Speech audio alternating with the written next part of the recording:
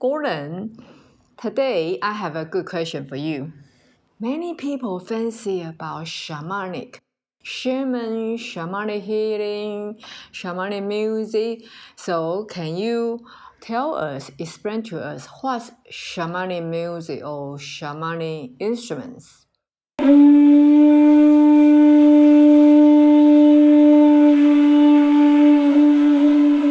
Yes?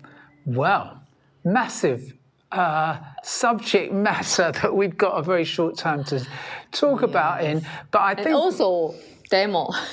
And also demo.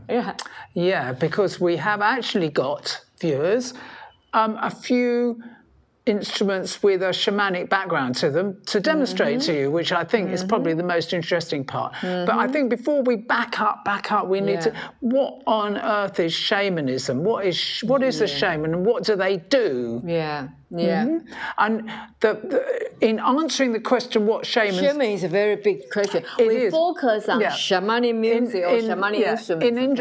In answering the question about what shaman do, well, it's what they use to do it with is what we're going to be talking about today. Well, shamans are, they are, it's come to mean a lot of things to a lot of people these days because there's this sense that there's become a renewal in modern day cultures of very ancient indigenous traditions which have been stretching back hundreds, thousands of years in particular parts of the world. We know unbroken traditions of shamanism in Siberia, in Eastern Russia, in Mongolia, in Native Americans, in parts of Africa. In fact, many parts of the world, the Aboriginal indigenous peoples of Australia, and many parts of the world have what we come to call these days shamanic traditions. And what do shamans do? And what do they do it with? Well, shaman are mediums between the normal human world and the spirit world. They are... I'm not a shaman. What do you mean normal human world? It's a physical, because of our physical body. Physical everyday kind of... and the spiritual world, so it's a medium, it's kind of channel medium from physical world and the spiritual world. Exactly so.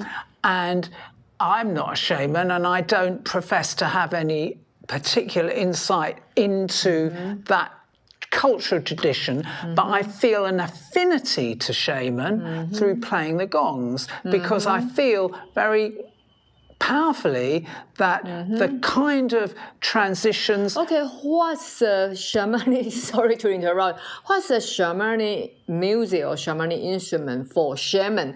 Why they use, I know they have medicine, they have many ways to cure or heal people or do the ritual. What's the music, the role of the music? Absolutely. So, in fact, you jumped in at exactly the point that I was explaining, that just as we as gong players use the gongs as a way of creating this link between what we usually call universal energy, and we are the mediums and the catalysts for this flow of energy, so the shaman is doing something in a very similar way with the instruments they use. They tend not to have had the technology that created gongs in those cultural traditions. So the instruments that we show you are ancient indigenous types of instruments. What's the purpose they use those instruments? They're used to focus the energy and to create this link between the spirit world and the, if we like, the human world, that this higher level of, and it's a means of them as shaman as being this kind of catalyst to transport themselves into a trance-like state where they're communing with their spirits. That's the way that they would describe it. And this, as I say, is something the practices of shaman practices using indigenous instruments, some of which we're going to show you examples of, is is a tradition going back many hundreds, thousands of years in many parts of the world.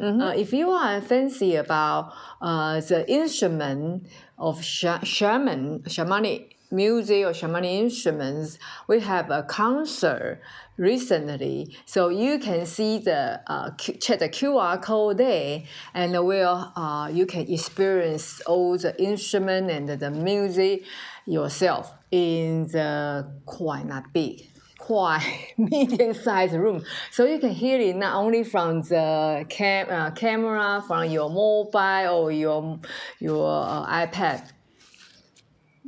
So please check the QR code. Can you show us what kind of instrument they use and what's the purpose? Because each instrument got to have different effect or different Absolutely, benefit, yeah, that's right? a very good point, actually. I mean, I think we've got this overall view that we're connecting between these two worlds. But shall we start with using an example of an instrument before we start playing I will stand out the camera. Well, I'd like to start with a very simple little instrument. People have been using shakers and rattles in various contexts for as long as humans have been around, I think. But this is an example of a shamanic rattle or shaker, which has got a specific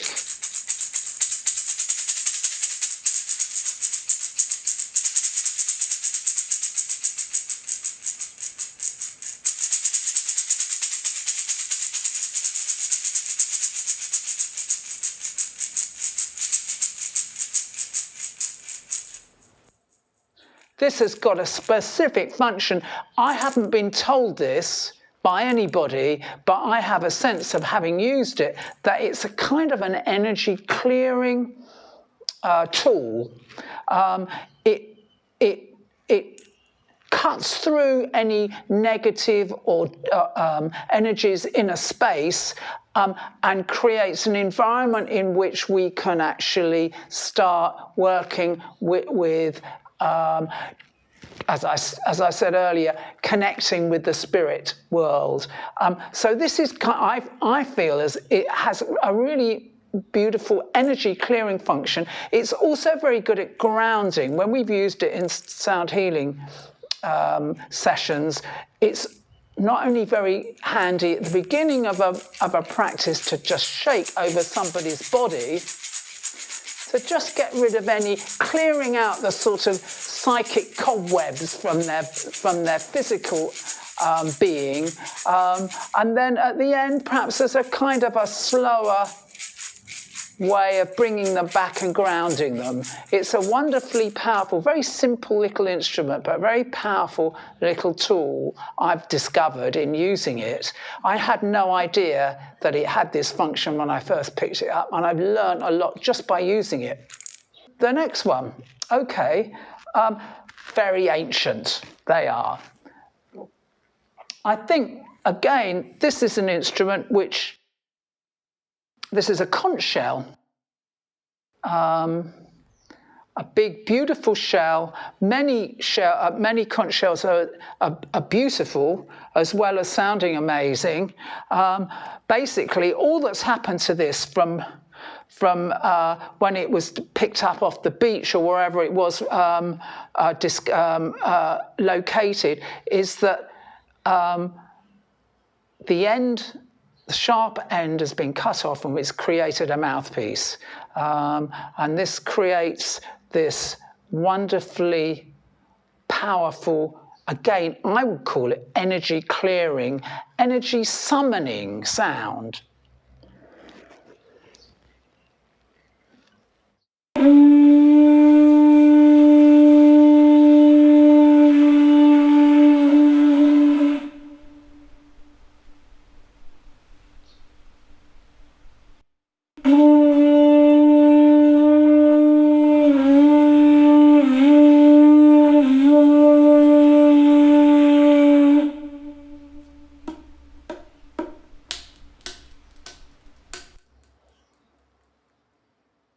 We've got our gongs in the background singing in unison with this amazing instrument.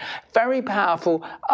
We often use this, and it's used I think by many people these days, as a way of clearing a space by blowing to the four north, south, east, west, creating this clearing, energy clearing. It's summoning the spirits, I think. That's another way that I feel as though this was used in the past. Very powerful instrument to clear energy and summon spirits. I think to finish up with, we've got probably the most well-known shamanic type instrument and the least well-known. So this is the most well-known. This is an example, a wonderful example of the most famous instruments that shamans have traditionally used. What is these days called a shamanic drum. It's actually a frame drum. We've done videos on these before. You know, it's a very simply made drum. They have differing traditions about the way that they're made. This one's actually got many sides to it, that some of them are completely circular. And they traditionally have animal hides on them, like this one. This one is a remarkably beautiful modern version of a let's call it a shamanic drum. And of course, we can create very powerful rhythms with it, which is a whole video in itself explaining the power of a shamanic drum. But I'm just going to demonstrate two very common rhythms that we can play on this. And we'll start with the simplest, which is the heartbeat.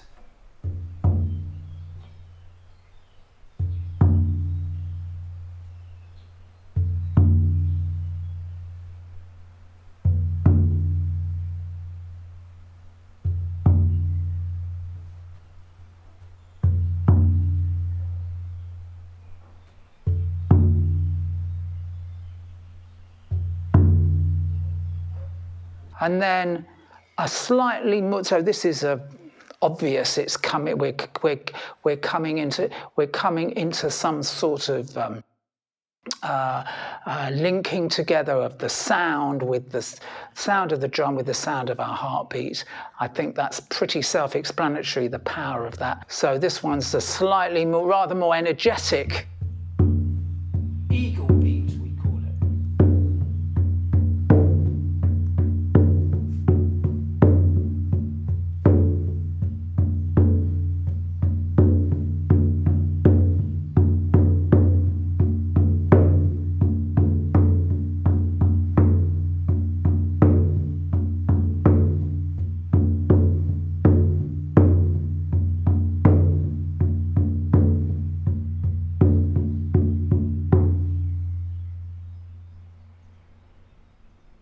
Very powerful instrument. This has actually been in the storeroom for 3 or 4 months, and I just brought it out this morning and I've been playing it a little bit, and it's now really warmed up and really giving us a beautiful sound. The shamanic drum, the most famous probably of the instruments that shaman have traditionally used, and this is a particularly beautiful example of it. So from the most well-known, Eiling's going to introduce us to what is probably really very, very little known. I mean, whenever we use this, people have never really experienced it before. So I'll leave her to introduce it to you. Can you pass it to me? Thank you. This we call it feather. Not exactly the eagle feather. It's big bird. You can see how big. Of course, you can use a smaller one, but just not as powerful like this. So, listen.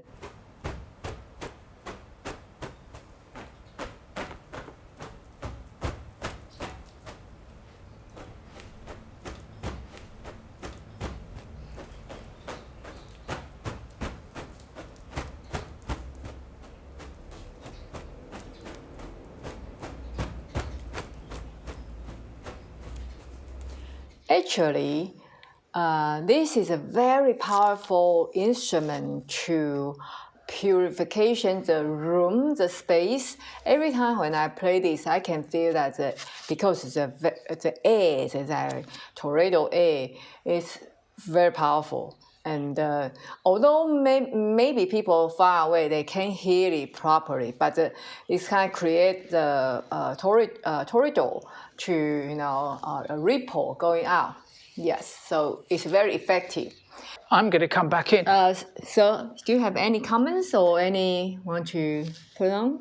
Well, I was just going to say that it's really interesting that we've used an instrument which is really actually very subtle. I think these feathers, the sound seems quite quiet when you compare it to the shamanic drum. Yeah.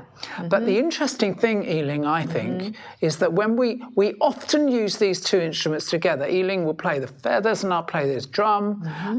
And it's really interesting because you can play them rhythmically together and really create an amazing conversation between the two. But the interesting thing is that you can the feather, the sound of the feathers still cut through, even though you think, well, you won't be able to hear it if you've got the shamanic drum. And I'm really not quite sure why that is. It's just that the displacement of the air that you get when the feathers are being played is really tremendous, actually. And I think it has this very powerful clearing. It's something to do with the nature of the feathers. I don't know. I mean, there's something really magical about it, I think. Yeah. I think there's something really magical about it. Yep. So if you want to come to our concert, please check. And do you have anything to say in the end to our audience? Well, no, it's just that I'd just like to say that this is a really brief introduction to these instruments. It is amazing when you hear them in the context of a full, as you say, concert kind of performance, or within a therapy session, or we use them in our gong baths, we use them as an integral part. So we're not just playing gongs, we're also bringing in these indigenous instruments that we feel very connected to as a result of it, and have learnt a lot about these traditions through just playing the instruments. And I think in doing that, we can offer that to you, and the insight and the power of the instruments to you. That's what I would like to say. Thank you for watching. We see you next time. Bye for now. Bye.